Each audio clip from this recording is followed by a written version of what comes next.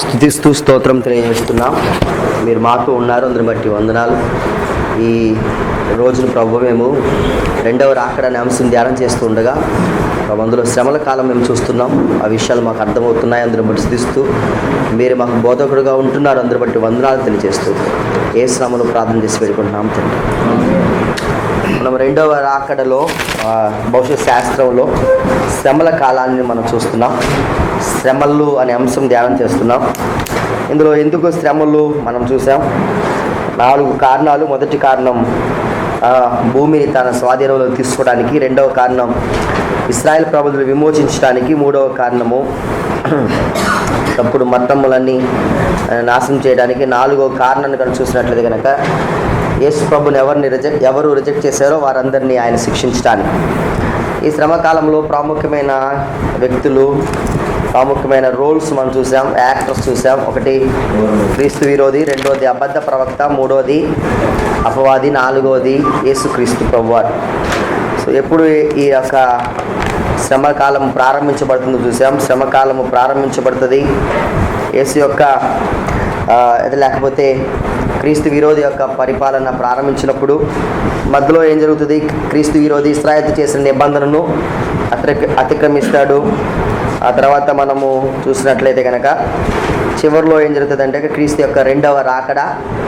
Starting point క్రీస్తు విరోధి పరిపాలన ప్రారంభం, మిడిల్ పాయింట్లో క్రీస్తు విరోధి ఇశ్రాయేలు చేసిన నిబంధన అతిక్రమించుట, నాలుగవది చివరిలో ఏం జరుగుతుందండి? యేసు ప్రభు యొక్క రెండవ రాకడ జరుగుతున్నట్టు చూస్తాం. ఈ మెయిన్ ఈవెంట్స్ ఏం జరుగుతాయి? ఈ 7 సంవత్సరాల్లో జరిగే మెయిన్ ఈవెంట్స్ ఏంటి? ఇప్పుడు దాకా మెయిన్ రోల్స్ చూసాం, మెయిన్ యాక్టర్స్ చూసాం. మెయిన్ ఈవెంట్స్ ఏం జరగబోతున్నాయి ఈ 7 సంవత్సరాలలో? మెయిన్ ఈవెంట్స్ ఒకటే మాటలో మనం చెప్పొచ్చు, తీర్పు అని చెప్పొచ్చు, జడ్జిమెంట్ అని చెప్పొచ్చు. దేవుడు తీర్పు తీరుస్తున్నాడు భూమికి. ఇంకా మీరు గమనిస్తే మత్తయి సువార్త 24వ అధ్యాయము, ప్రకటన గ్రంథం 6వ అధ్యాయం నుంచి 19వ అధ్యాయం వరకు ఉన్న విషయాలన్నీ ఈ యొక్క శ్రమకాలంలో జరుగుతాయి. మెయిన్ ఈవెంట్ ఏంటి అంటే కనుక తీర్పు జరుగుతుంది. ఎక్కడ ఉంది తీర్పు? మత్తయి సువార్త 24వ అధ్యాయంలోను, ప్రకటన గ్రంథం 6వ అధ్యాయము 6వ అధ్యాయం నుండి 19వ అధ్యాయం వరకు ఉన్న విషయాలన్నీ ఈ యొక్క 7 సంవత్సరాల్లోనే జరుగుతున్నట్లుగా మనం తెలుసుకోవచ్చు. మీకు క్లుప్తంగా మాత్రమే ఈ శ్రమకాలాన్ని ఈరోజు వివరిస్తాను. సో మీరు ప్రకటన గ్రంథం చదువుతున్నప్పుడు మరి మీకు కొన్ని విషయాలు నేర్చుకోవచ్చు. మీకు తెలుసు ఈ శ్రమకాలంలో ఈ 6వ అధ్యాయం ప్రకటన గ్రంథం నుండి ప్రారంభించి 19వ అధ్యాయం వరకు మీరు చూసినట్లయితే కనుక అక్కడ కరెక్ట్గా 17వ అధ్యాయం వరకు చూస్తే అక్కడ 7 ముద్రలు ఉన్నాయి, ఆ తర్వాత 7 బూరలు ఉన్నాయి, ఆ తర్వాత 7 పాత్రలు ఉన్నాయి.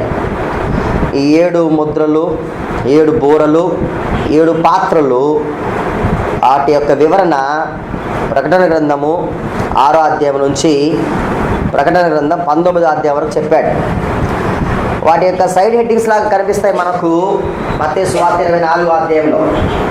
మత్తయి సువార్త 24వ అధ్యాయము సైడ్ హెడ్డింగ్ లాగా కనిపిస్తుంది. వాటి యొక్క పూర్తి వివరణ ప్రకటన గ్రంథం 6వ అధ్యాయం నుంచి 19వ అధ్యాయం వరకు మనం చూస్తాం. ఓకే, మొదటిగా ప్రకటన గ్రంథంలో 6 అధ్యాయం నుంచి మనం ప్రారంభించినట్లయితే 7 ముద్రలు మనం చూడొచ్చు. ప్రారంభంలో 7 ముద్రలు. మొదటి ముద్ర రాసుకుంటున్నారా? ఈవెంట్స్ ఏంటి? ఈ శ్రమ కాలంలో ఉన్న మెయిన్ ఈవెంట్స్ ఏం జరగబోతున్నాయి? ఓకే, మొదటిగా 7 ముద్రలు. ప్రకటన గ్రంథం 6వ అధ్యాయం మొదటి 2 వచనాలు. మొదటి ముద్ర ప్రకటన గ్రంథం 6వ అధ్యాయం మొదటి 2 వచనాలు. మొదటి ముద్ర ఇందులో మనం చూస్తాం.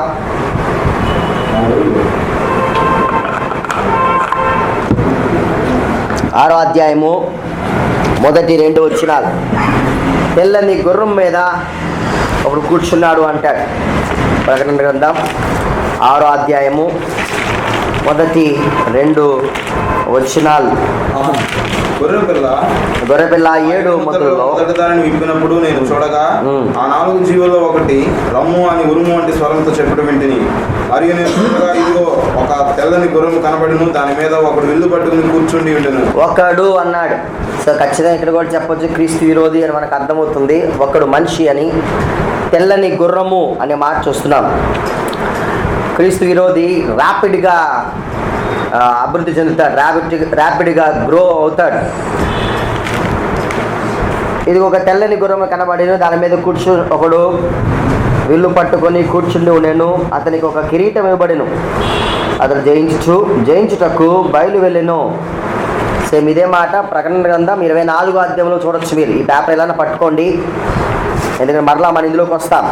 ప్రకటన గ్రంథం ఈ రెండింటి మధ్య మత్తయి సువార్త 24వ అధ్యాయం, ఈ రెండింటి మధ్య ఉన్న పోలికను కొంచెంసేపు చూద్దాం. మత్తయి సువార్త 24వ అధ్యాయం 4-5 వచనాలు. యేసు వారితో ఇట్లనెను, ఎవడును మిమ్మల్ని మోసపరుచుకుని చూచుకుని అనేకులు నా పేరట వచ్చి నేనే క్రీస్తునని చెప్పి పలువురిని మోసపరిచెదరు. సో ఇక్కడ తెల్లని గుర్రం మీద వస్తున్నాడు. తెల్లని గుర్రం శాంతికి సమాధానం.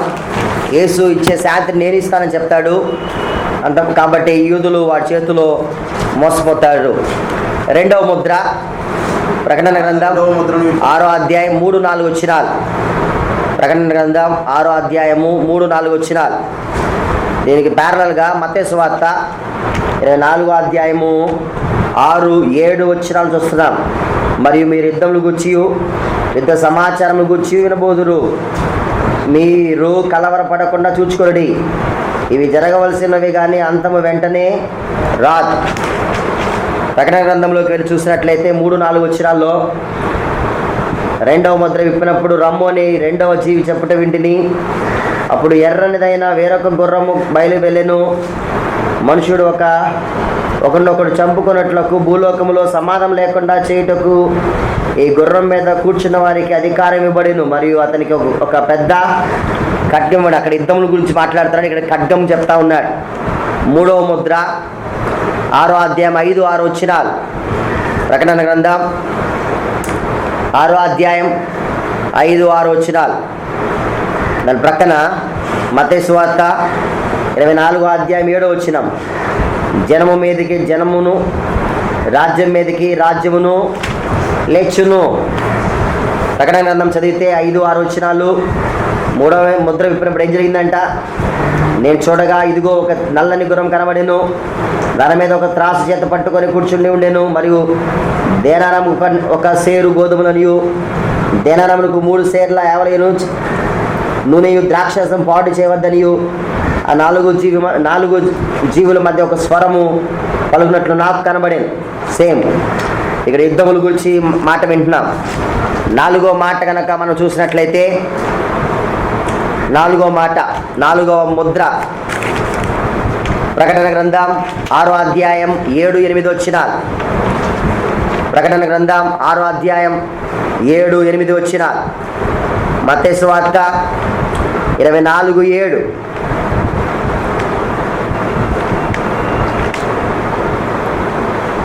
ఇదిగో పాండుర వర్ణము గల ఒక గుర్రం కనబడెను. దాని మీద కూర్చున్న వానికి పేరు మృత్యువు, పాతాళ లోకం అన్నీ వెంబడించారు.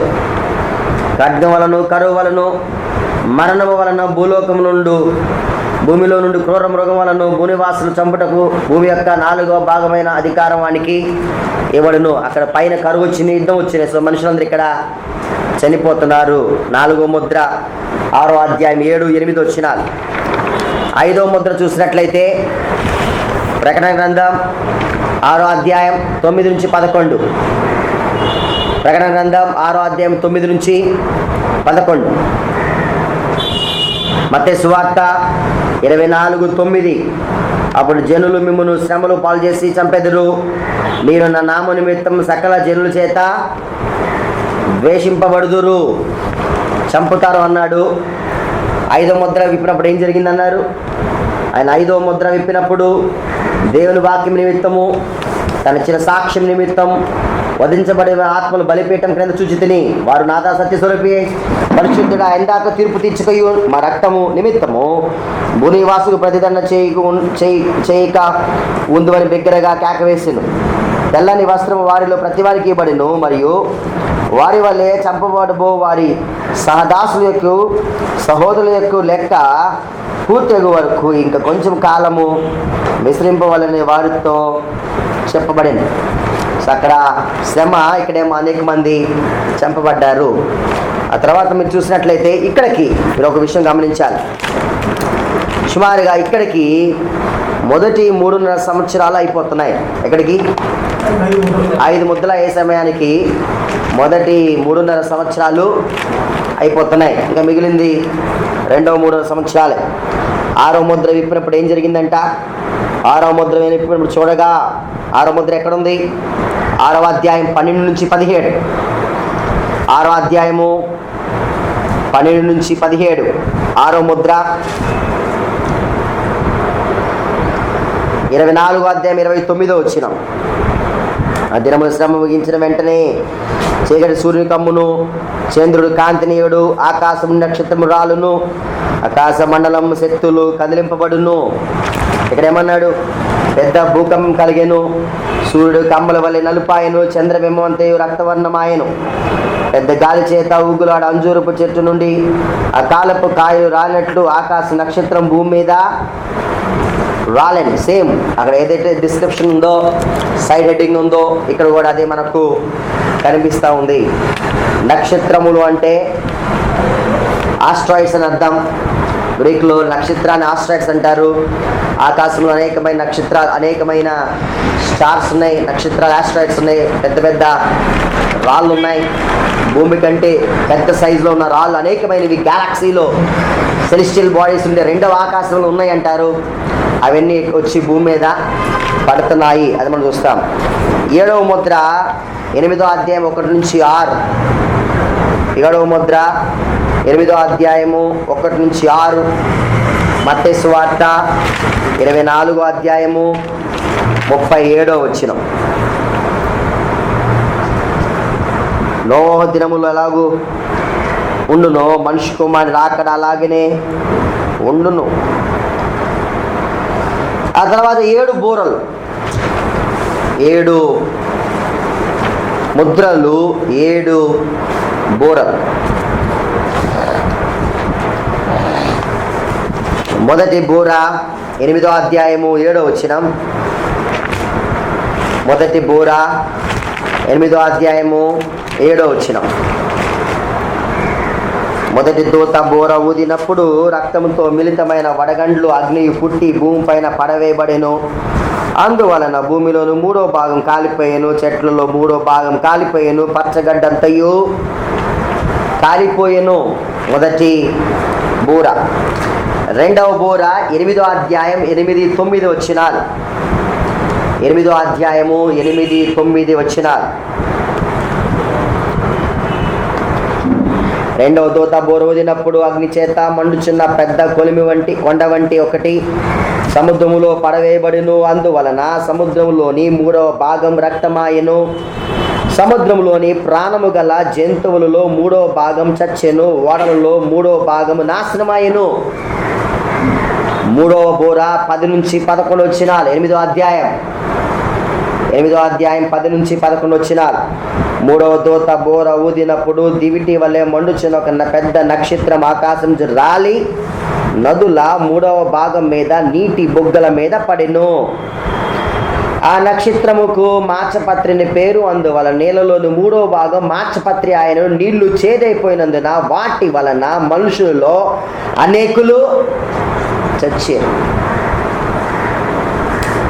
4వ బోర 8వ అధ్యాయం 13వ వచనం. 8వ అధ్యాయం 13వ వచనం. మరియు నేను చూడగా ఆకాశం మధ్యన ఒక పక్షి రాజు ఎగురుచు బోరలో ఊదుబోచున్న 3 దూతలు బోర శబ్దం బట్టి భూనివాసులకు అయ్యో అయ్యో అయ్యో అని గొప్ప స్వరముతో చెప్పుట వింటింది. బైబిల్లో ఎప్పుడైనా ఎక్కడైనా ఒకటే మాట పక్కనే 3 సార్లు రాయబడని చూసారా? ఆ ప్రశ్న అర్థమైంది మీకు? బైబిల్లో ఎప్పుడైనా ఎక్కడైనా ఒకటే పదం 3 సార్లు పక్కనే రాయబడడం వేరే చూసారా? ఆయన పరిశుద్ధుడు పరిశుద్ధుడు పరిశుద్ధుడు. ఇంకా చాలా తక్కువ పదాలు ఉన్నాయి. ఒకటే పదం 3 సార్లు రాయడం. ఒక విషయాన్ని వివరించాలనుకున్నాను అనుకోండి, దాన్ని వివరించడానికి వీల్లేదు. సూపర్లేటివ్ డిగ్రీలో ఉంది అది. మీకు అర్థవుతుందా? అది సూపర్లేటివ్ డిగ్రీలో ఉంది.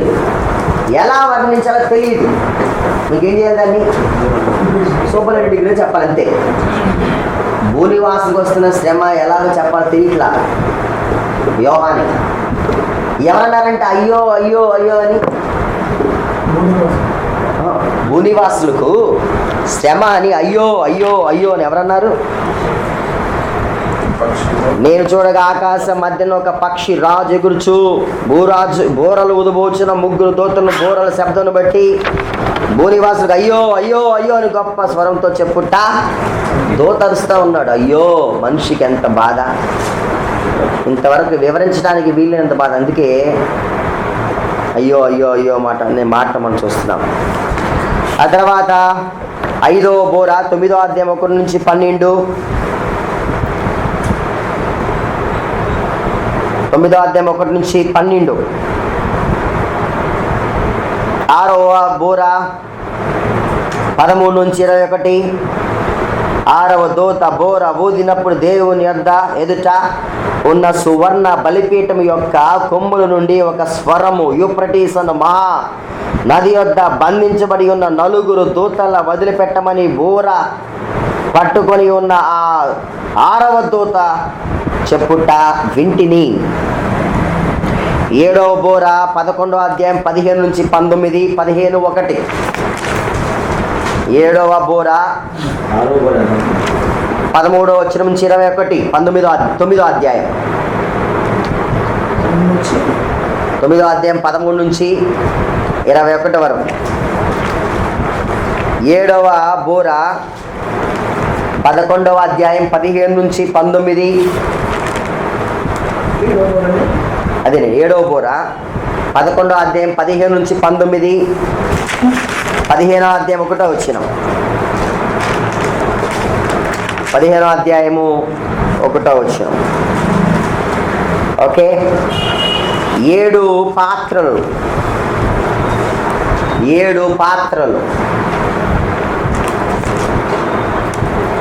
మొదటి పాత్ర 16:2.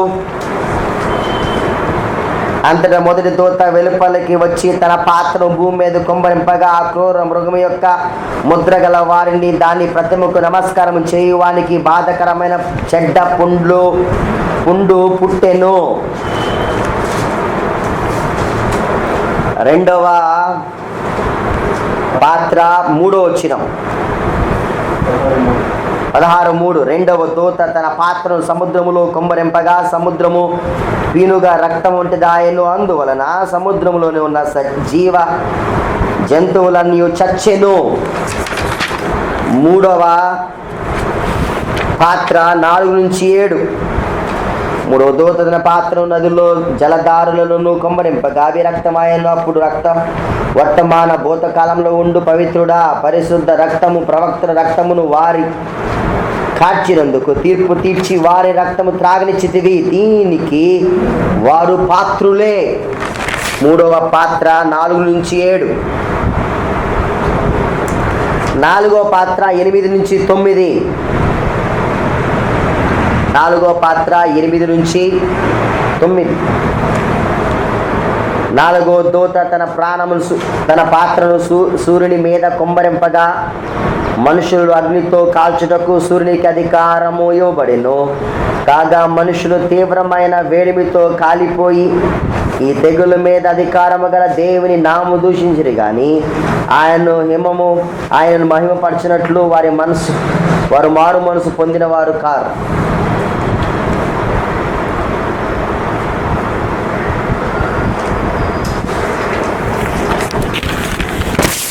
సూర్యుడి మీద కుమ్మరింపగా మనుషులు అగ్నితో కాల్చుటకు సూర్యునికి అధికారం ఇవ్వబడిన అన్నాడు. ఇప్పుడు సమ్మర్లో మనకి ఎండ తీవ్రత అధికంగా ఉంటుంది. ఎంత వస్తుందో సుమారుగా ఒక 44, 45, 50 కొత్తగూడెం, రామగుండం 52 అట్లా వస్తుంది. కాలిపోరు కానీ మనిషి ఆల్మోస్ట్ కాలిపోయినట్లు ఫీల్ అవుతాం అంతే. బట్ అట్లీస్ట్ ఏసీ పని చేస్తూ ఉంటుంది. డ్రిప్ అవ్వదు దాన్ని. కానీ అప్పుడు అట్లా కాదంట. బయటకు వచ్చాడా, ఎండ దెబ్బ తగిలిందా, కాలిపోయినట్లే.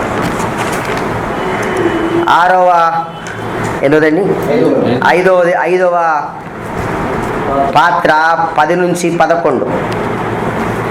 5వ దూత తన పాత్రను ఆ క్రూర మృగము యొక్క సింహాసనం మీద కుమ్మరింపగా దాని రాజ్యము చీకటి కమ్మెను. మనుషులు తమకు కలిగిన వేదన బట్టి తమ నాలుకను కరుచుకొనుచుండిరి.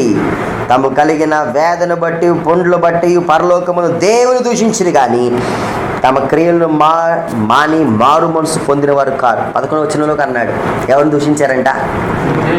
దేవుని దూషించారు, కానీ వారు తమ క్రియలను మాని మారు మనసు పొందిన వారు కారు.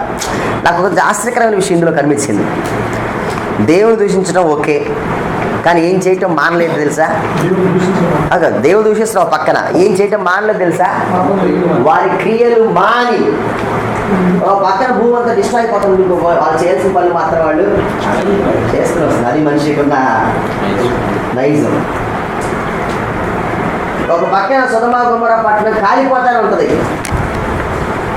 మరో పక్కన కాలిపోతుంది దాన్ని చూసి చూస్తా 3 అడుగులు ఉంటాయి. చిత్రం. మీకు ఆరవ ముద్ర విప్పినప్పుడే ప్రపంచం కళ్ళలో అయిపోయింది. 7వ ముద్ర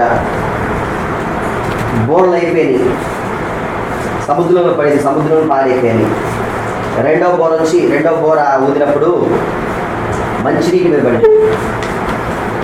మాచపత్రి అన్నాడు, విషమైపోయిందంట.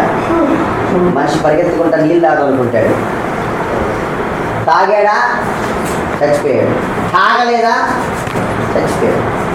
అసలు ఇవన్నీ తలుచుకుని మనిషి రిపెంట్ అవ్వాల్సింది.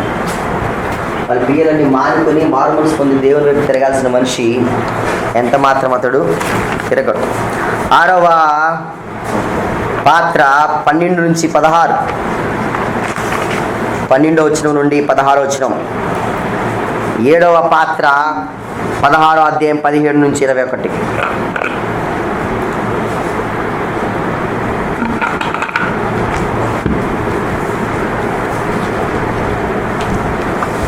ఏడవ దూత తన పాత్రను వాయుమండలం మీద కుమ్మరింపగా సమస్తమైనది చెప్పబడుచున్న ఒక గొప్ప స్వరము గర్భాలయంలో ఉన్న సింహాసనం నుండి వచ్చాను. అప్పుడు మెరుపులను, ధ్వనులను, ఉరుములను పుట్టేను. పెద్ద భూకంపం కలిగెను. మనుషులు భూమి మీద పుట్టినది మొదలుకొని అట్టి మహా భూకంపం కలగలేదు, అది అంత గొప్పది. మీరు గమనిస్తున్నారా? 6వ దూత బోర ఊదినప్పుడు ఏం జరిగింది తెలుసా? హర్మగెద్దోను యుద్ధము జరగడానికి సిద్ధపాటు జరిగింది. హర్మగెద్దోను యుద్ధం చేయడానికి సిద్ధపాటు అయింది. హర్మగెద్దోను యుద్ధం అంటే ఏంటంటే భూమిలో ఉన్న ప్రతి మనిషి కలిసి రాబోతున్న క్రీస్తుతో యుద్ధం చేయాలనుకోవడమే హర్మగెద్దోను యుద్ధం. మిలియన్ తర్వాత గోగు మాగోగు యుద్ధం. మిలియన్ ముందు రేవన్ యొక్క 2వ రాకడ జరిగినప్పుడు హర్మగెద్దోను యుద్ధం. నెపోలియన్ ఆ ప్రాంతాన్ని చూసాడంట. ఏది?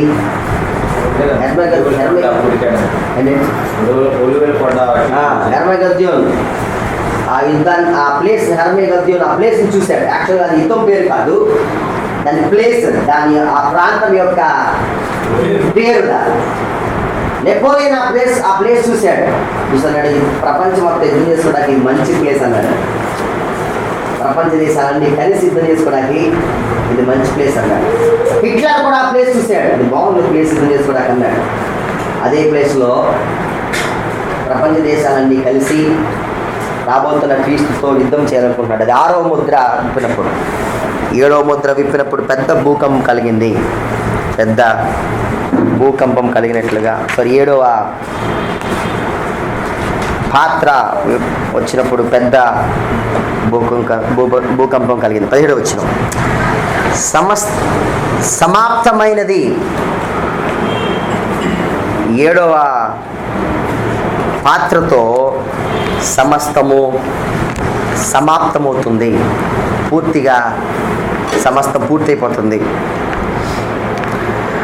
ఈ 19వ అధ్యాయంలో ఇక్కడ సిద్ధపాటు జరిగింది. ఎక్కడ 6వ పాత్ర జరిగినప్పుడు సిద్ధపాటు జరిగింది.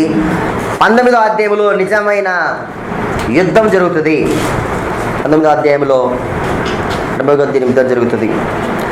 ఆ యుద్ధంలోనే రెండవ రాకడ జరుగుతున్నట్లుగా మనం చూస్తాం. దాంట్లోనే రెండవ రాకడ. యేసుక్రీస్తు ప్రభువారు ఆకాశమండలంలో నుంచి ఆయన భూమి మీద దిగి వస్తాడు సంఘంతో కలిసి. అరవగద్యానం ఒలీవ పర్వతం పైకి దిగి వస్తాడు. అది రెండుగా అవుతుంది. యెహోషాపాత్ లోయ ఫామ్ అవుతుంది. ఆ ప్రాంతానికి ఎర్రగద్యాలు అనే పేరు. దాంట్లో యుద్ధం జరుగుతుంది. ఆయన శ్వాసతో భూమి మీద ఉన్న మనుషులందరినీ చంపుతారు. చంపబడిన వారి గొర్రెలుగా తిరిగి తీర్చబడతారు. రెండవ రాకడ జరుగుతున్నట్లు చూస్తాం. ఇది శంభకాలంలో గురించిన ఈవెంట్స్. మనం అందులో క్యారెక్టర్స్ చూసాము. 4 ప్రాముఖ్యమైన వ్యక్తులు ఉన్నారు. ఒకటి క్రీస్తు విరోధి, అబద్ధ ప్రవక్త, అపవాది, యేసుక్రీస్తు. ఆర్డర్ ఆఫ్ ఈవెంట్స్ కనుక చూసినట్లయితే కనుక 7 బోరలు లేదా 7 ముద్రలు, 7 బోరలు, ఆ తర్వాత 7 పాత్రలు.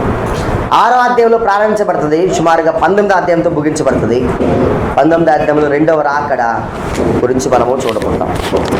ఓకే, రెండవ రాకడ చూద్దాం ఈరోజు రెండవ రాకడ చూసి రేపు మార్నింగ్ వచ్చిన తర్వాత రెండవ రాకడ జరగగానే జరిగే ఇశ్రాయేల్ తీర్పును మరియు రెండవ రాకడ జరగగానే జరిగే సజీవులైన అన్య జనాంగ తీర్పును మనము తెచ్చుకుందాం.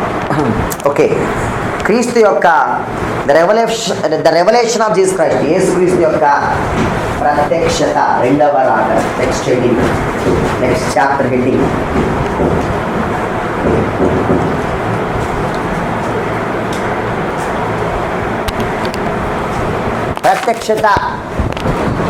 ప్రత్యక్షతను చూడబోతున్నాం. ప్రత్యక్షత అంటే అర్థం అన్వెయిల్డ్ అని అర్థం. ఇప్పుడు దాకా మరుగై ఉన్నది ఇప్పుడు అది బాహటం చేయబడతా ఉంది. ఇప్పుడు దాకా యేసుక్రీస్తు ప్రభువారిని చూడాల మనం. యేసు ప్రభుని ఇంతవరకు మనము క్లియర్గా చూడాల. ఆయన్ని అనుభవించాం అంతే కదా.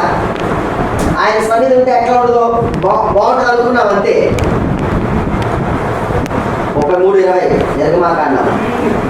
నరుడు దేవుణ్ణి చూడాల. తిమోథెయుసు పత్రికలో అంటాడు నరుడు దేవుని చూసి బ్రతకలేడు. కానీ యేసు యొక్క రెండవ రాకడలో మనము ఆయన్ని క్లియర్గా చూస్తాం. ఆయన మనము చూడబోతున్నాం. 1 యోహాను 3:2 వచనం, 3వ అధ్యాయము 2వ వచనం ఏమన్నాడు? ప్రియులారా, ఇప్పుడు మనం దేవుని పిల్లలమై ఉన్నాం. మనం ఇంకా ఏమవుదామో అది ఇంకా ప్రత్యక్షపరచబడలేదు. కానీ ఆయన ప్రత్యక్షమైనప్పుడు ఆయన ఉన్నట్లుగానే ఆయన్ను చూతుం కనుక ఆయనను పోలి ఉందమని ఎరుగుదాం. మనం ఎందుకు ఆయన పోలి నడవాలంట? డిజైర్ ఏంటి తెలుసా? మనం ఆయన్ని చూడబోతున్నాం. ఆయన చూడబోతున్నాం. అదే రెండవ రాకడకున్న స్పెషాలిటీ. యేసుక్రీస్తు ప్రభువారిని మనము చూడబోతున్నాం. అందుకే ప్రత్యక్షత అనే మాటను మనం చూస్తాం. ఈ మాట జనరల్గా బైబిల్ అనేక సార్లు వాడబడింది. 1 కొరింథీ రాసిన పత్రిక 1:7, 1 కొరింథీ రాసిన పత్రిక 1:7, 1 పేతురు రాసిన పత్రిక 1:7, 13, పేతురు రాసిన మొదటి పత్రిక 4:13, 4:13, ప్రకటన 1:1.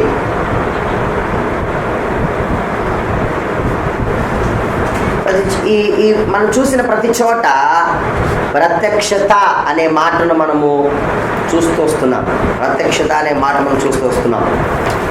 మీరు బాగా గమనించాలి. నేను లాస్ట్ మంత్లో మీకు చెప్పాను, ఈ రెండవ రాకడకును అదే సంఘం ఎత్తబడటానికి రెండవ రాకడకు ఉన్న వ్యత్యాసం మనం చూసాం. కొన్ని జ్ఞాపకం చేసుకున్నామా? రెండవ రాకడ ఎత్తబడ్డ ఎంత మాత్రం కాదు, అది వేరు ఇది వేరు. ఇక్కడ ప్రభు సంఘం కొరకు వస్తున్నాడు, ఇది సంఘంతో వస్తున్నాడు కదా. ఎత్తబడుట సంఘం కోసం వస్తున్నాడు, ఇక్కడ సంఘంతో వస్తున్నాడు. ఇక్కడ విశ్వాసులకు తీర్పు తీర్చడానికి వస్తున్నాడు, ఇక్కడ భూమి అందరికి తీర్పు తీర్చడానికి వస్తున్నాడు. ఇక్కడ సంఘము యేసు ప్రభుతో పాటు ఉండబోతుంది, ఇక్కడ భూమి మీద మనమందరం వేళ్ల పరిపాలనలో ఉండబోతున్నాం. ఇక్కడ విశ్వాసులు క్రియలు పోతున్నాడు, క్రియలకు తీర్పు తెచ్చి ఆయన బహుమతి ఇవ్వబోతాడు. ఎత్తబడులో రెండవ రాకడలో భూమి అందరికి తీర్పు తెచ్చి వేళ్ల పరిపాలనలో ఎవరు ఉండాలి, ఎవరు చీకటి ప్లేస్కి వెళ్ళాలి డిసైడ్ చేస్తాడు. సో చాలా ఒక 15 పాయింట్ల వరకు మనము రాసుకున్నట్లున్నాం. ఒకవేళ మీరు ఎవరైనా రాసుకోకపోతే దాన్ని మీరు ఒకసారి చెక్ చేసి మీరు దాన్ని సీరియస్గా ఆ విషయాలని లోపల పెట్టుకోవాలి. సో రెండవ రాకడ వేరు, ఎత్తబడుట వేరు. ఎత్తబడినప్పుడు సంఘం మాత్రమే ఎత్తబడుతున్నట్లుగా చూస్తాం. ఈ రెండవ రాకడ గురించి తెలుసుకోవాలంటే కొంచెం ప్రకటన గ్రంథం యొక్క అవుట్లైన్ కొంచెం తెలుసుండాలి. బికాస్ రెండవ రాకడ గురించి ఎక్కువగా మాట్లాడుతున్న పుస్తకం ఏది అంటే కనుక ప్రకటన గ్రంథం. కాబట్టి ఈ గ్రంథము 3 భాగాలుగా చేయబడింది. ఈ ప్రకటన గ్రంథము 3 భాగాలుగా మనం చూడొచ్చు. మీరు చూస్తే ప్రకటన గ్రంథం 1వ అధ్యాయం 19వ వచనం. ప్రకటన గ్రంథం 1వ అధ్యాయం 19వ వచనం. నీవు చూచిన వాటిని, ఉన్న వాటిని, వీటి వెంట కలగబో వాటిని అన్నాడు. చూస్తారా?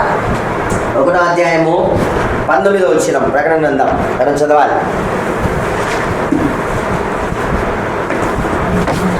కాగా నీవు చూచిన వాటిని, ఉన్న వాటిని, వీటి వెంట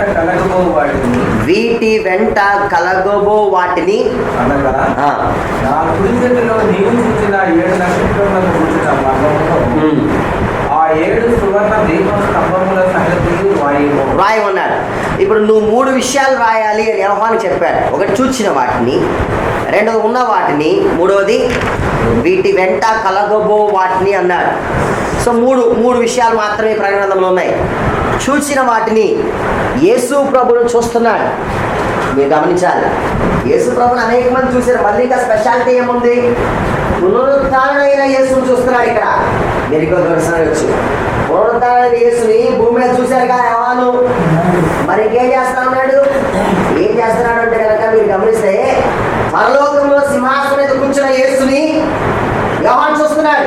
నేను ఆయన చూడగానే 10 రోజులు చూస్తారా? నేను ఆయన చూడగానే చచ్చిన వాళ్ళే పడితే, అయితే ఆయన తన కుడి హస్తము నా మీద ఉంచి భయపడకము అన్నాడు కదా. భయపడకము అని మాట చూస్తున్నాడు. సో సింహాసనం మీద కూర్చున్నా, లేకపోతే పరలోకంలో కూర్చున్న యేసు ఎలా ఉన్నాడు చెప్తున్నాడు. అది మొదటి అధ్యాయం, అది మొదటి విషయం. ఏదండి? చూసిన వాటిని. రెండవ విషయం ఏంటంటే కనుక ఉన్న వాటిని అన్నాడు. ఏమున్నాయి అన్నాడు? ఎందుకు చూస్తే కనుక ఏమో తెలుసా? 7 సంఘాలు ఉన్నాయి అన్నాడు. 1వ అధ్యాయం 1:19. రెండవ విషయం గమనిస్తే కనుక ఉన్న వాటిని అన్నాడు. ఏమున్నాయి? 7 సంఘాలు ఉన్నాయి. అందుకే 2-3 అధ్యాయాలు ఏమున్నాయి? 7 సంఘాలకు వర్తమానం ఉన్నట్టుగా చూస్తాం. సో మొదటి అధ్యాయమేమో చూచిన వాటిని, 2-3 అధ్యాయాలేమో ఉన్న వాటిని, వీటి వెంట కలగబో వాటిని.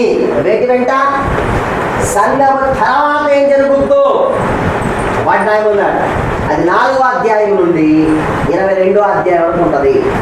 4వ అధ్యాయం 1వ వచనం నుండి 22వ అధ్యాయం 21వ వచనం వరకు వీటి వెంట కలగబోవు వాటిని అన్నాడు.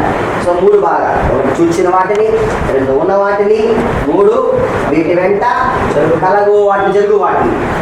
మొదటి అధ్యాయం చూచిన వాటిని, 2, 3 అధ్యాయాలు ఉన్న వాటిని, వీటి వెంట కలగబో వాటిని. 4వ అధ్యాయం 1వ వచనం నుండి 22వ అధ్యాయము 21వ వచనం వరకు మనం చూస్తున్నాం. ఓకే, అందుకే 6వ అధ్యాయము దేంతో ప్రారంభించాడు? 6వ అధ్యాయం దేంతో ఉంది? మొత్తం ఆయన ముద్రలతో ప్రారంభించాడు. మొదటి గొర్రె పిల్ల, మొదటి ముద్ర. ఇప్పుడు అంటే అది ఎప్పుడు జరగాలి? వీటి వెంట. దేని వెంట? సంఘం తర్వాత జరగవలసిన విషయం.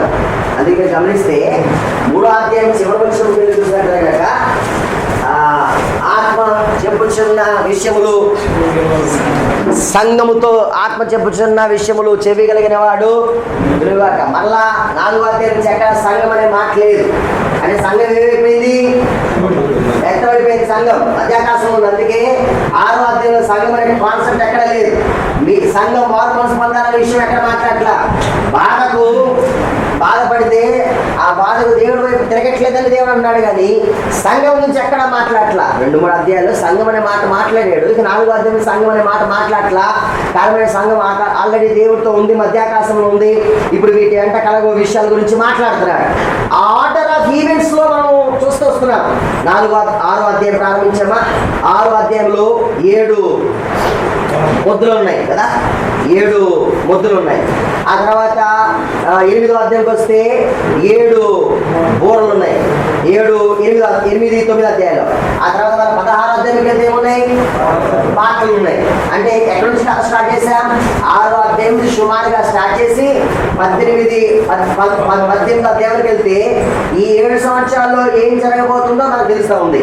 మీకు ఉదాహరణకి 13వ అధ్యాయంకి వచ్చామా? 13వ అధ్యాయంలో ఏమున్నారు?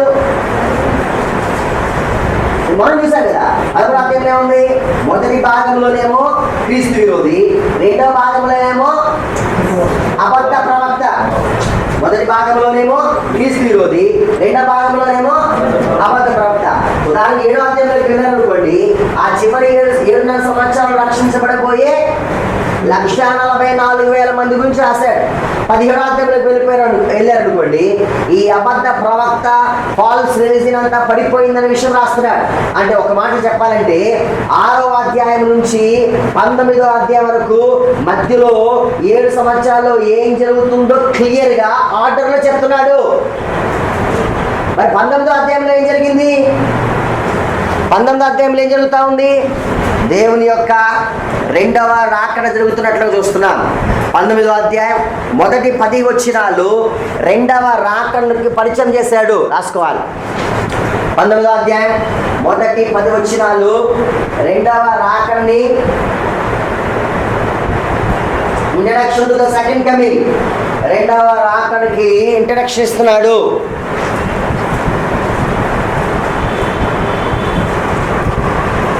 11 నుంచి 16, 19వ అధ్యాయం 11 నుంచి 16 రాజు ప్రత్యక్షపరచబడుట.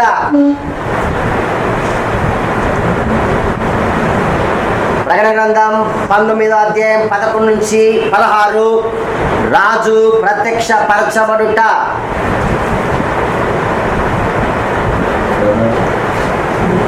నుంచి 16 రాజు ప్రత్యక్షపరచబడుట. 19వ అధ్యాయం 17 నుంచి 21 రాజు విజయోత్సాహం.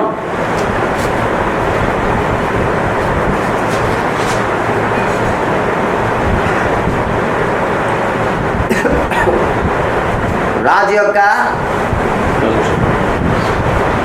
విజయోత్సాహం అక్కడ మనం చూస్తున్నాం. ఓకే, సో 2వ రాకడ గురించి తెలుసుకోవాలంటే కరెక్ట్గా ఏ చాప్టర్లోకి వెళ్ళాలి? 19వ అధ్యాయం. ఆ 19వ అధ్యాయం స్ట్రైక్ చేసామా? 2వ రాకడ గురించి పూర్తి డీటెయిల్స్ అన్ని మనకు వచ్చినట్లే.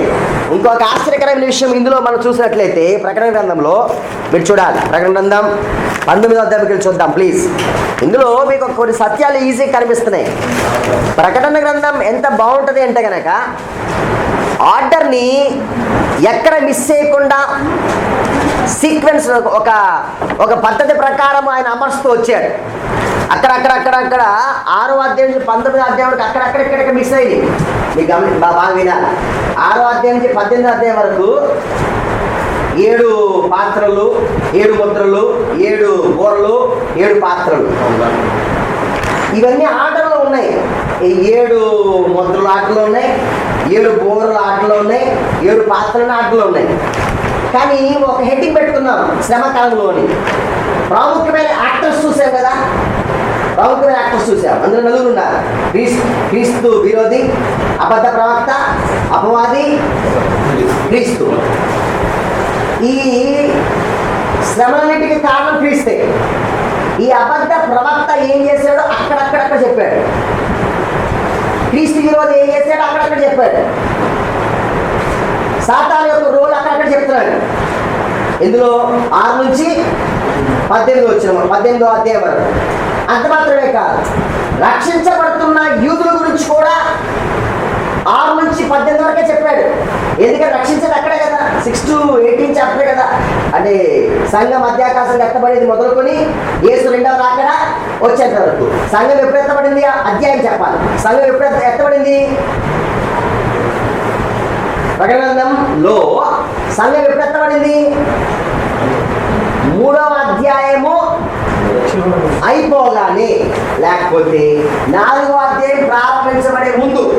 అదేనా? అంతే కదా. ఓకే, యేసు ఎప్పుడు వచ్చాడు? 1900 వచ్చాడు. ఈ మధ్యలో అంతా ఎంతకాలము అంటే 4 to కరెక్ట్గా చెప్పాలంటే 6 to 18 చాప్టర్ వరకు టైం. ఈ టైం పీరియడ్ ఎంత? 7 years. ఈ 7 years లో జరుగుతున్న ఈవెంట్స్ అన్నిటినీ మనము శ్రమకాలం అనే టైటిల్ పెట్టుకుని రాసుకున్నాం కదా. దాంట్లో ఎందుకు శ్రమ పెట్టాడు రాసాము, మెయిన్ క్యారెక్టర్స్ ఎవరో రాసాము, ఈవెంట్స్ ఏంటో రాసాము. ఆ ఈవెంట్స్ అక్కడక్కడ మిక్స్ అవుతూ వచ్చినాయి. 1,44,000 మంది 7వ అధ్యాయంలో ఉంది.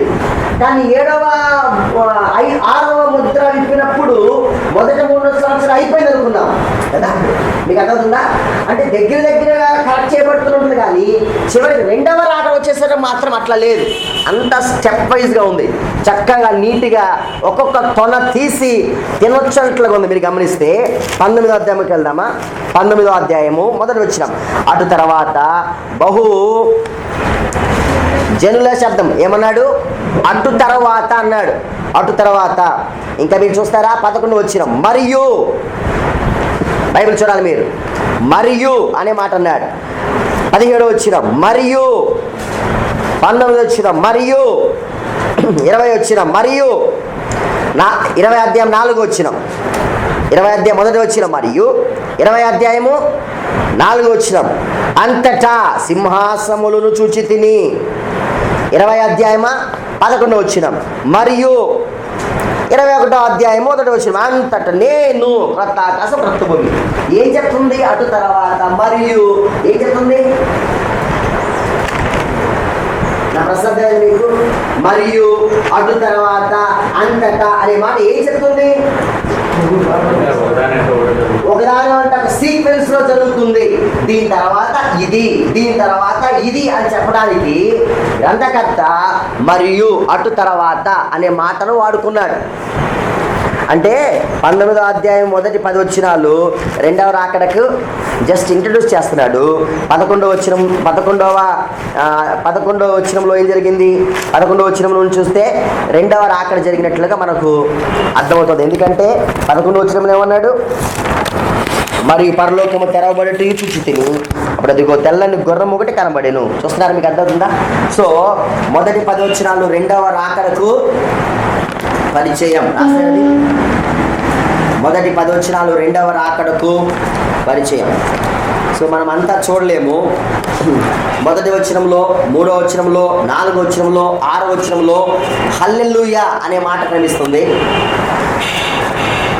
మొదటి వచనంలో, 3వ వచనంలో, 4వ వచనంలో, 6వ వచనంలో హల్లెలూయా అనే మాట కనిపిస్తుంది. క్రొత్త నిబంధన గ్రంథంలో 4 సార్లు రాయబడింది. 4 సార్లు ఇక్కడే రాయబడింది.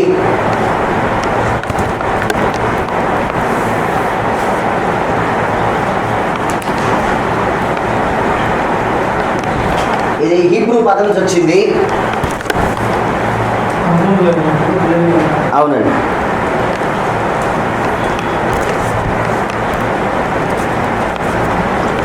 ఇది హీబ్రూ పదం నుంచి వచ్చింది. హల్లెల్, HALLEL.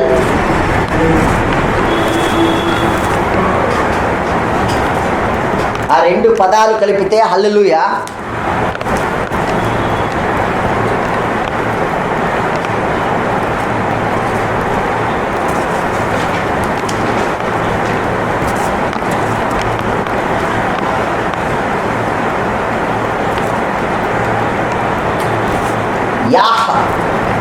యెహోవా అంటే దానికి షార్ట్ కట్లో యాహ్ అని రాస్తారు. హల్లెల్ యాహ్ అంటే దేవుని యొక్క పర్సనల్ నేమ్ ఉంది కదా, ఆ నేమ్ని షార్ట్కట్లో యాహ్ అంటారు. YAH. హల్లెలూయా అంటే అర్థం స్తుతి. హల్లెలూయా అంటే అర్థం స్తుతి.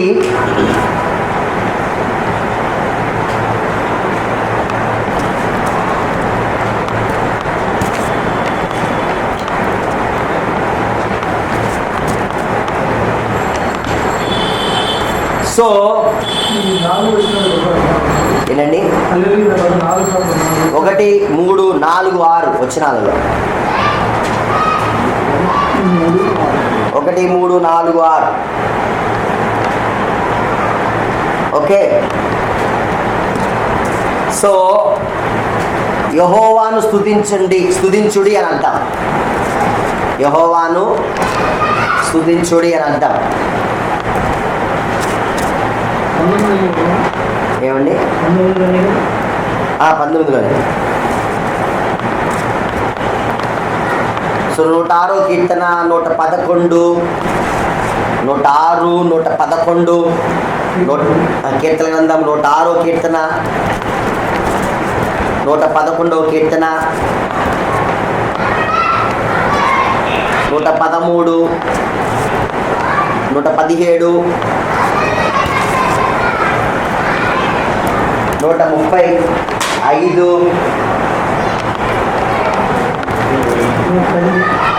117, 135, 146, 147, 148, 149, 150. ఇవన్నీ స్తుతి కీర్తనలు, యెహోవాను స్తుతిస్తున్న కీర్తనలు. యెహోవాను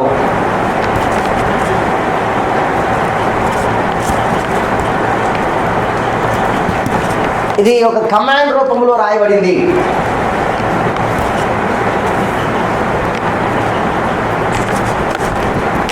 ఏదో ఒక కమాండ్తో చెప్తున్నట్లుగా మనం గమనించవచ్చు. ఇది ఒక ఆజ్ఞగా ఉంది.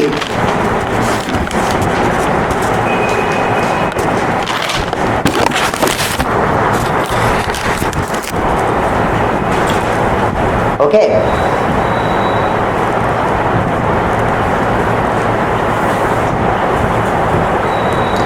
ఎందుకు పరలోకంలో హల్లెలూయా అనే మాట వినబడుతుంది?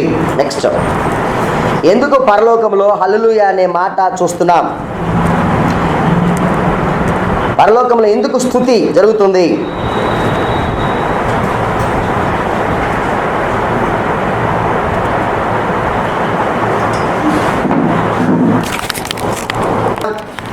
ఇక్కడ మనం చూసినట్లయితే కనుక యేసుక్రీస్తు ఇక్కడ హల్లెలూయా అనే మాట యేసుప్రభు యొక్క రెండవ రాకడకు ఇంట్రడక్షన్ నడుస్తుంది. 19వ అధ్యాయం 1 నుంచి 10 4 సార్లు హల్లెలూయా అనే మాట అన్నాడు.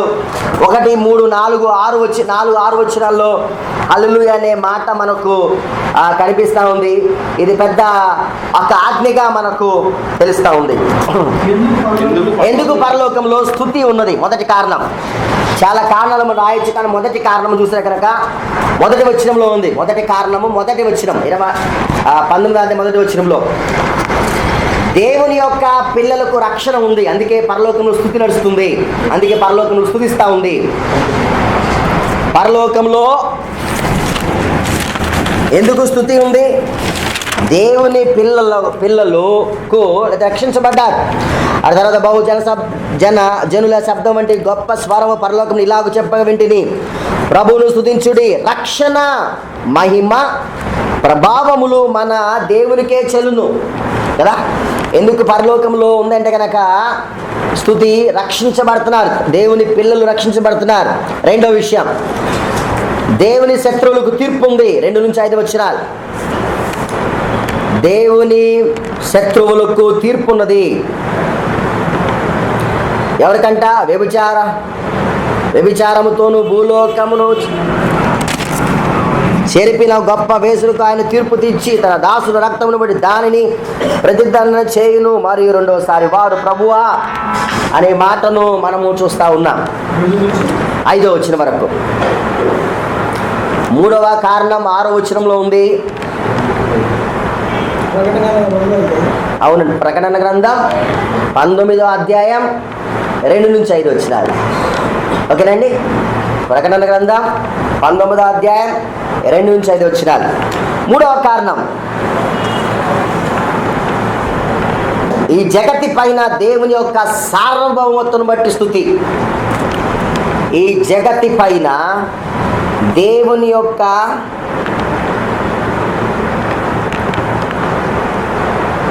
సార్వభౌమత్వ సర్వాధికారమును బట్టి స్తుతి.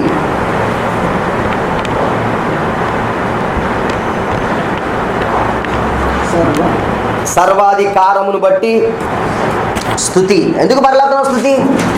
దేవునికి జగతి పైన లోకం పైన ఉన్న సర్వాధికారమును బట్టి స్తుతి. 4వది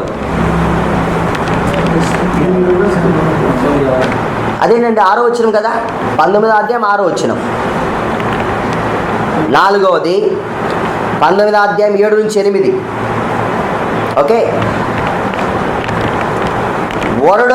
వధువు సంఘము వరుణ్ణి కలుసుకునబోతుంది కాబట్టి, వధువు వరుడైన యేసుని కలుసుకోబోతుంది కాబట్టి 7 నుంచి 8 వచనాలు.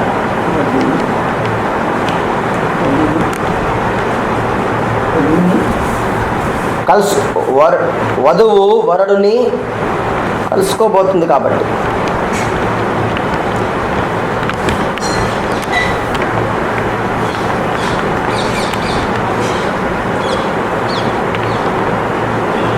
ఓకే,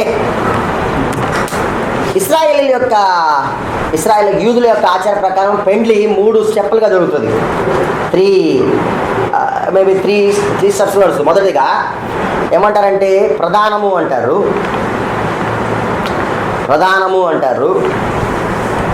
ప్రధానము కదా, యేసేపు మరియకు ప్రదానము చేయబడిన తరువాత అన్నమాట చూసాం. మొదటగా వారికి ప్రదానం చేయబడుతుంది. వినాలి, ఒకసారి ప్రదానం చేయబడింది అంటే వారికి పెళ్ళి అయిపోయినట్లే.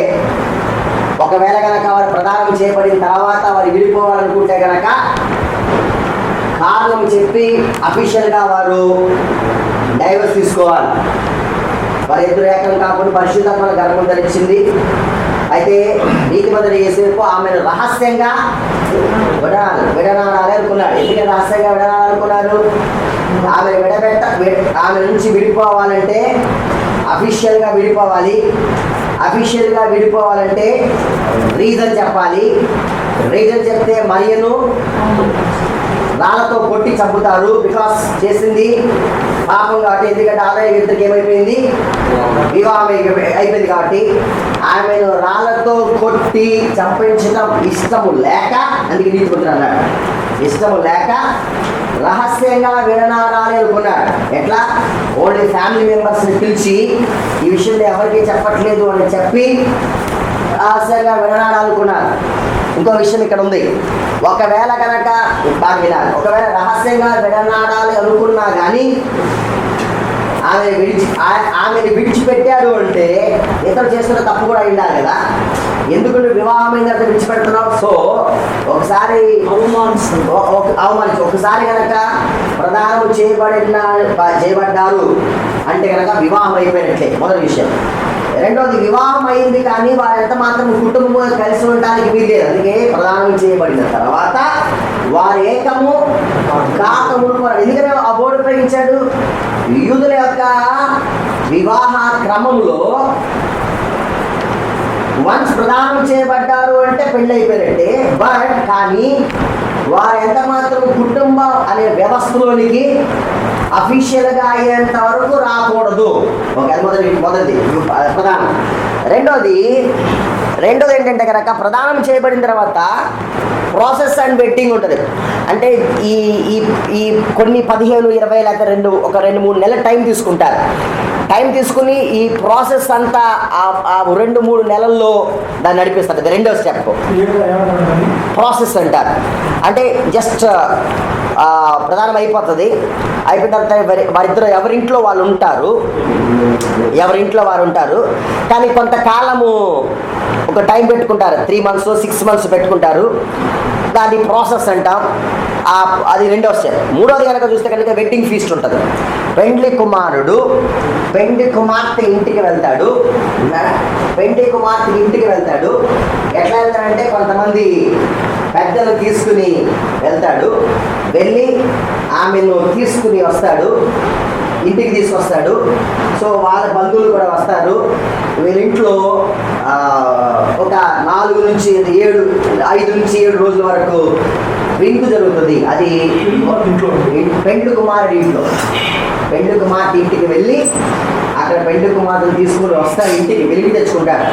అప్పుడు 5 నుంచి 7 రోజుల వరకు విందు జరుగుతుంది.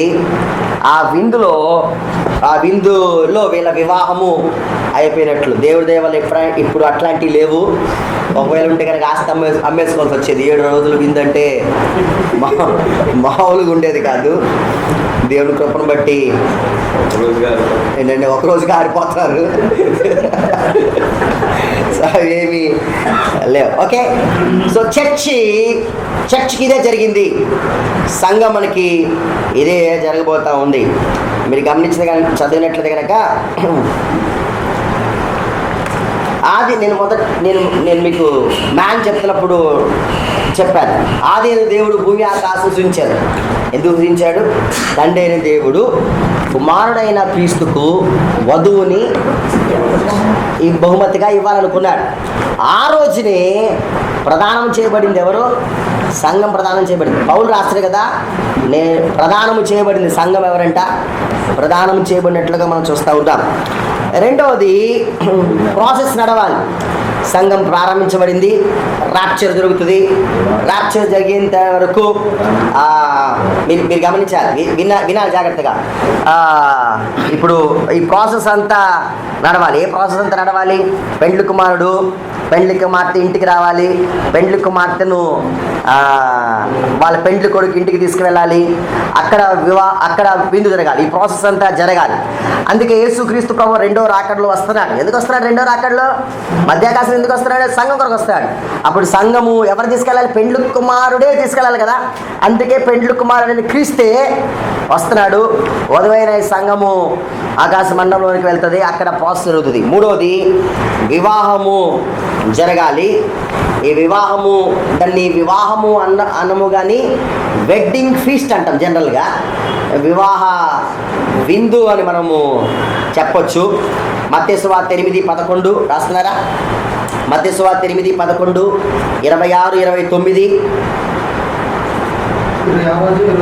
26:29 వచ్చిన. లూకా 12:35-37, 12:35-37. అవునండి. సో ఈ వెడ్డింగ్ ఫీస్ట్ మేబీ ఇది 1000 ఏళ్ల పరిపాలనలో జరిగే అవకాశము ఉంది. ఈ ఫీస్ట్ 1000 ఏళ్ల పరిపాలనలో జరిగే అవకాశము ఉంది. పెండ్లి విందు యాక్చువల్గా ప్రాసెస్ అక్కడ స్టార్ట్ అయింది. యాక్చువల్గా అక్కడ నుంచి, అందుకే పెండ్లి విందు ఎందుకన్నారంటే ఈ సిస్టమ్ను బట్టి, యూదుల యొక్క వివాహ సిస్టమ్ను బట్టి విందు అక్కడ ఉంది అని మనము తెలుసుకోవచ్చు. ఓకే, మూడవది 19వ అధ్యాయము, రెండోది 19వ అధ్యాయం 11 నుంచి 16 వచనాల వరకు చూసినట్లయితే రాజు ప్రత్యక్షపరచబడుతున్నాడు. రాజు ప్రత్యక్షపరచబడుట.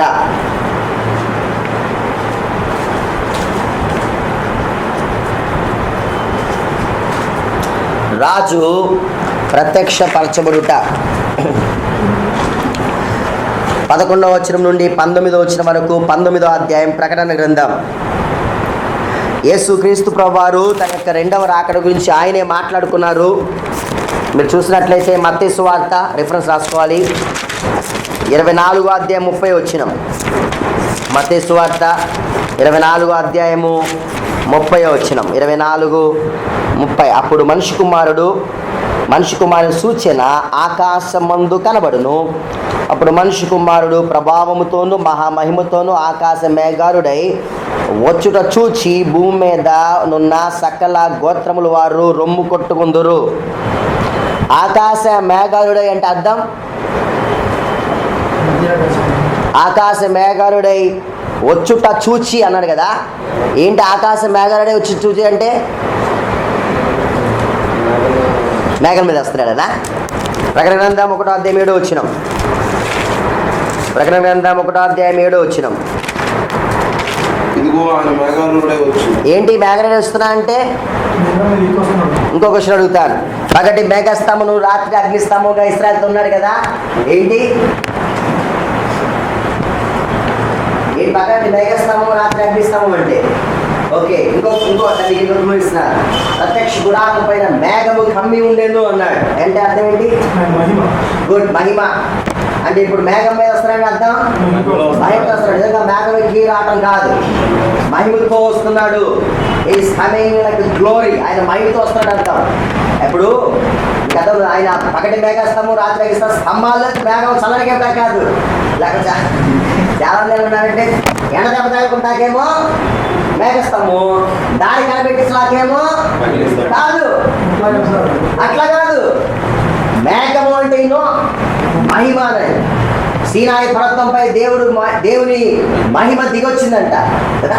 దాన్ని చూడలేక మోషే నీ ముఖం కప్పుకో అన్నారు. మేఘము ఆ యొక్క ప్లేస్ ని కమ్మింది అన్నాడు. మేఘం కమ్మిందంటే అర్థం ఏంటి? కింద దిగి వస్తున్నప్పుడు అన్నాడు మోషే నీ ముఖం మీద చూడలేకపోతున్నాడు. అంటే ఏంటి? మహిమ మోషేలో వెళ్ళింది. రిఫ్లెక్ట్ అయిన మహిమను వాళ్ళు చూడలేకపోయారు.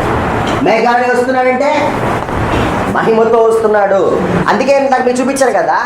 ఇప్పుడు ఆయన ఏమైనాడు నాకు తెలియదు కదా. ఆయన ప్రత్యక్షమైనప్పుడు ఆయన ఉన్నట్లుగానే చూస్తాను. ఏంటంటే ఆయన ఉన్నట్లుగా చూడటం అంటే, ఆయన ఉన్నట్లుగా చూడటం అంటే అర్థం ఏంటి? ఆయన ఎంత మహిమ కలిగిన వాడు అంత మహిమలో మనం ఏం చేయబోతున్నాం?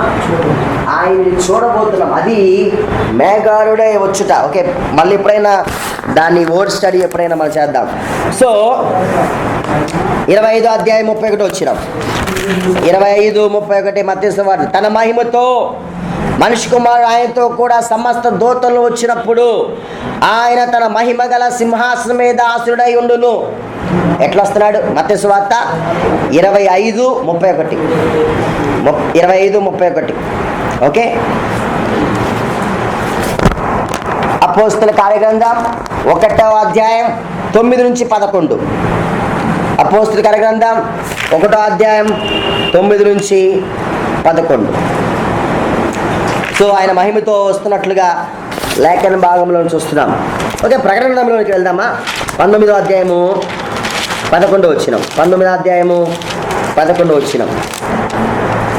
మరియు పరలోకం తెరవబడి చూచి తిని అప్పుడు అదిగో తెల్లని గుర్రమటి కనబడేను. దాని మీద కూర్చున్నవాడు నమ్మకమైన వాడును సత్యవంతుడను నామము గలవాడు. ఆయన నీతిని బట్టి విమర్శ చేయొచ్చు యుద్ధము జరిగించున్నాడు. ఆయన ఎట్లా వస్తున్నాడంట? తెల్లని గుర్రం మీద వస్తున్నాడు.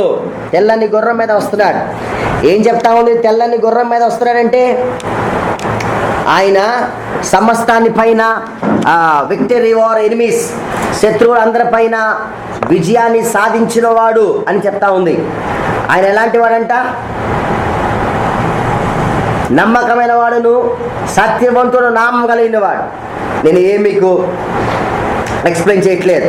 ఆయన నమ్మకమైన వాడు, సత్యవంతుడు అని నామం కలిగిన వాడు చూస్తున్నాం. 12వ వచనం చూద్దామా. ఆయన నేత్రములు అగ్ని జ్వాల వంటివి. ఆయన శిరస్సు మీద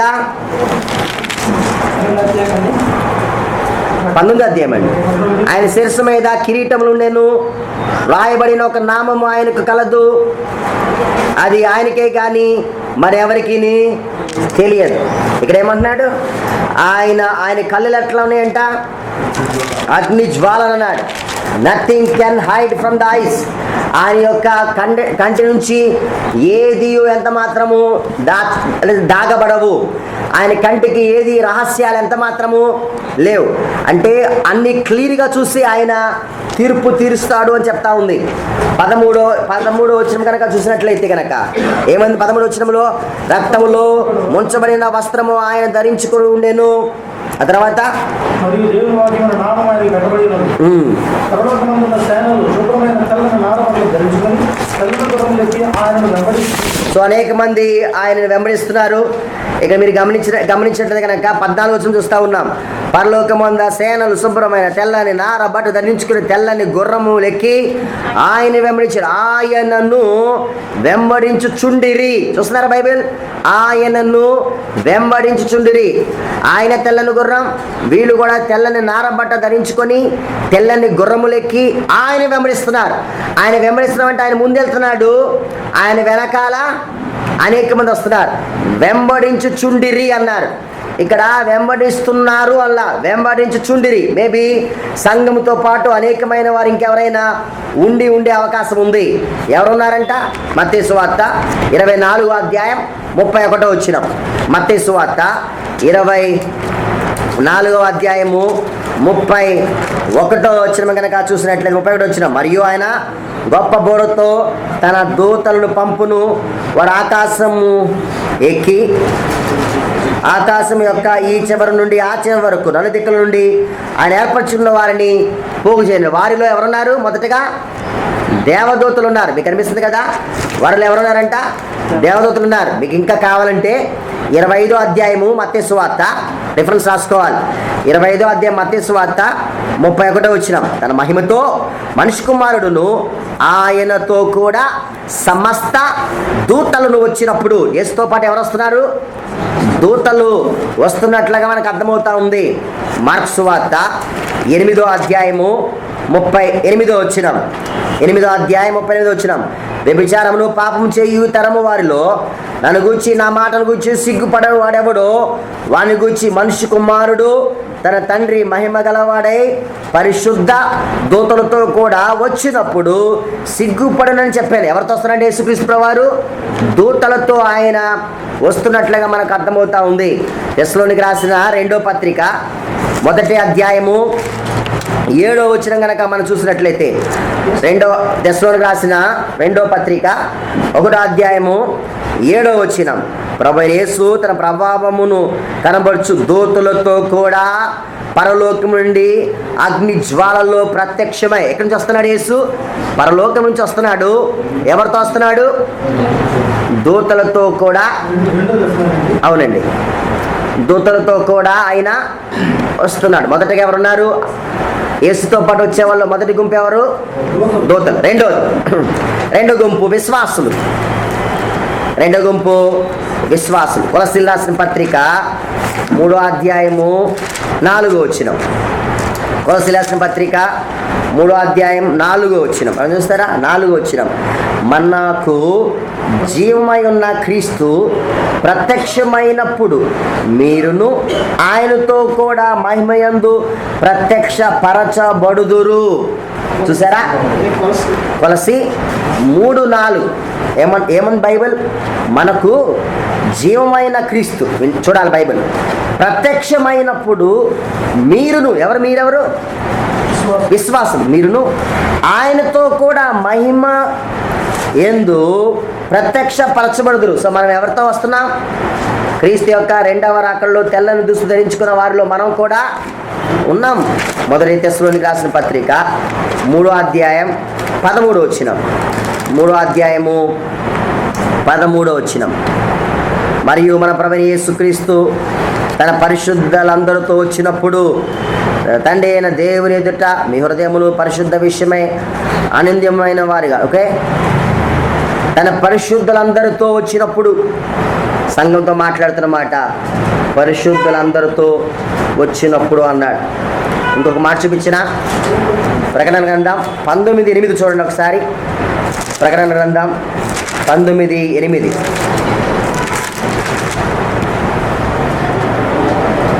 మరియు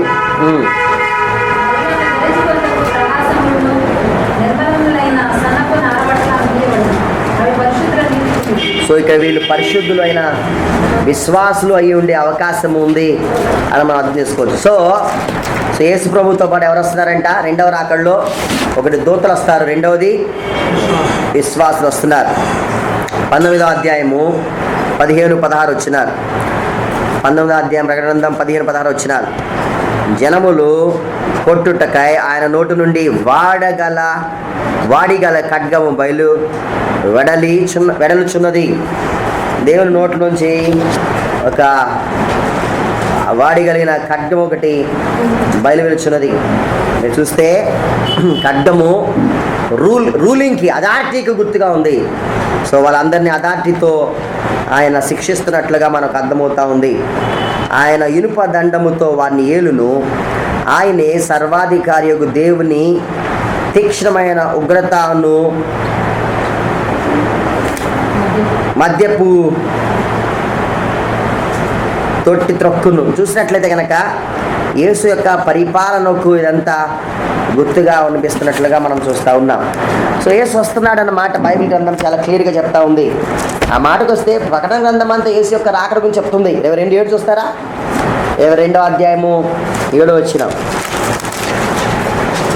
ఇదిగో ఆయన మేఘరుడై, ఇదిగో నేను త్వరగా వచ్చుచున్నాను. 22:7 ప్రకటన గ్రంథం. 22:12 ఇదిగో త్వరగా వచ్చుచున్నాను.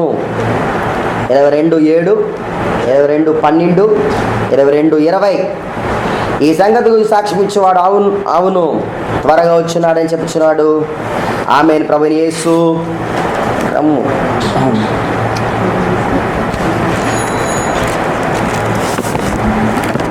ప్రాముఖ్యత ఏంటి?